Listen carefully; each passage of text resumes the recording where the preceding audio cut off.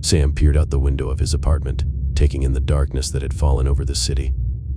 It had been another long day at the office, and he was looking forward to relaxing with a beer and catch up on some shows. As he turned away from the window, his phone buzzed on the kitchen counter. Frowning, he walked over and checked the screen. Unknown caller. He hesitated, then swiped to answer. Hello, silence on the other end. Who is this? Still nothing but quiet breathing.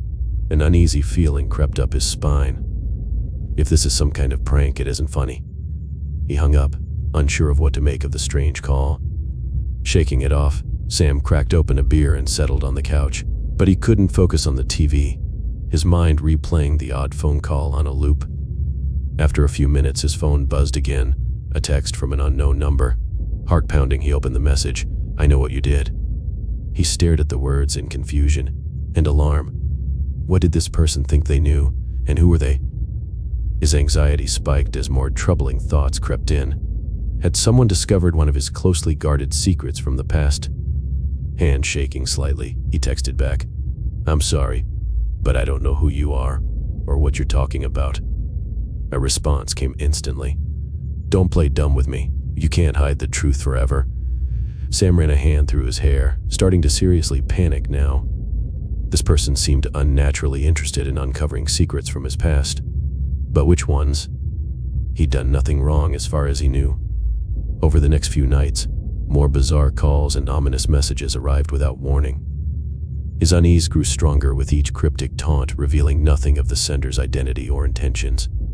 Sam stopped sleeping, jolting awake at every unexpected noise, checking his phone obsessively for the next vague threat. His coworkers noticed his jumpiness and dark circles. When he confided in his closest friend, Steve, about the disturbing communications, Steve shrugged it off. Probably some idiot pranking you. Don't give them a reaction and they'll get bored. But ignoring the mystery caller only seemed to make them angrier, messages becoming increasingly graphic and threatening. A few nights later, Sam was leaving work late when he caught a dark figure ghosting along the edges of the parking lot. Gripping his keys like a weapon, he hurried to his car and whipped around, but the lot was empty. Had his mind snapped under the stress, or was someone truly following him now under the guise of night? Sleep became an impossible luxury as he lay awake each night, replaying every interaction and relationship from his past, desperately trying to recall any incidents that could have sparked such an intense vendetta against him. But nothing stood out. His life had been relatively drama-free as far as he knew.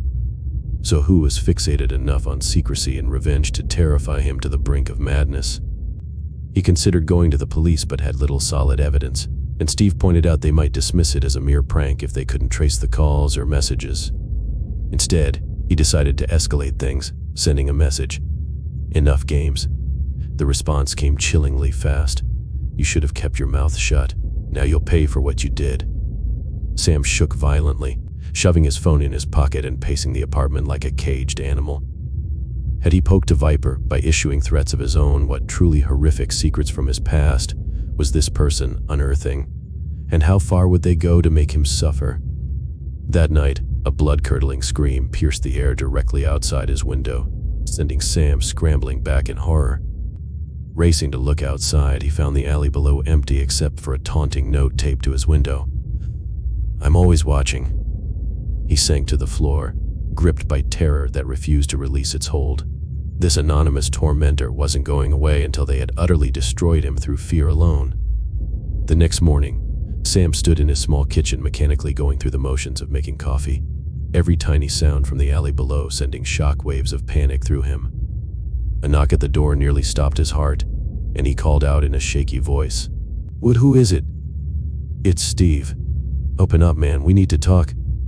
Sam slid the chain lock into place and cracked the door open a few inches, unwilling to let even his friend fully inside until he knew more. Steve's brow creased in concern at Sam's haggard appearance. Dude, you look like you've seen a ghost. Let me in so we can figure this out. Reluctantly, Sam unlatched the chain and allowed Steve to enter, taking a few calming breaths as the door clicked shut behind his friend. Steve's alert gaze swept the space. Okay, tell me everything that's happened. Leave nothing out. Sam recounted the escalating incidents in a flat, detached tone, as if narrating someone else's ordeal. Steve listened intently, processing the information with a growing frown. As Sam finished his account, Steve asked in a careful tone, "You're absolutely sure you don't recall anyone from your past who might bear such an intense grudge?" Sam ran both hands through his hair agitatedly. "I've racked my brain over and over, but nothing stands out that would warrant this level of obsession and threat. My life has been pretty standard, no major traumas or secrets." Steve nodded slowly, thinking. His friend seemed genuinely clueless as to the reason for these disturbing interactions, which raised another unsettling suspicion. "Okay, look, you need to consider the possibility that whoever is doing this isn't connected to your past at all. It may be someone you've never met before, fixating on you randomly." Sam paled at the implication, hands shaking so violently he set down his coffee mug. "You mean, some psychotic stalker has chosen me as their new target for no reason?" Steve gripped his shoulder firmly. "Don't freak out yet. We're going to figure this out and stop them before it escalates further, I promise." His friend nodded jerkily, taking deep breaths to stave off a panic attack. Over the next hours, Sam recounted every minute detail he could remember about the calls and messages, as Steve took copious notes. Gradually, a pattern began to emerge in the cryptic clues left by the stalker that provided the faintest glimmer of hope. Steve laid out his deduction. "I think this person may want you to track down something from your past, or uncover a secret they believe is still hidden. What if we play into that angle as a way to lure them out?" Sam stared at him skeptically. "And how do we do that without provoking them further?" Steve laid out a meticulous plan. That night, Sam sent a message saying he'd start looking into his past to see what secrets may still lie buried, hoping to draw the stalker into revealing more. To his shock and relief, they took the bait, responses guiding him towards people and places from his past under the guise of helping uncover the truth. Piece by piece, Steve and Sam methodically retraced old connections and interactions, learning more about the stalker through their elaborately crafted web of deceit. Finally, clues led them to a remote warehouse where the trap was laid. As the stalker crept inside, believing Sam awaited them alone and vulnerable, police sprung from the shadows and arrested the deranged culprit, unmasking them at last. In a stunning twist, the stalker turned out to be a complete stranger to Sam, fixating on him for reasons even a psychiatrist couldn't explain.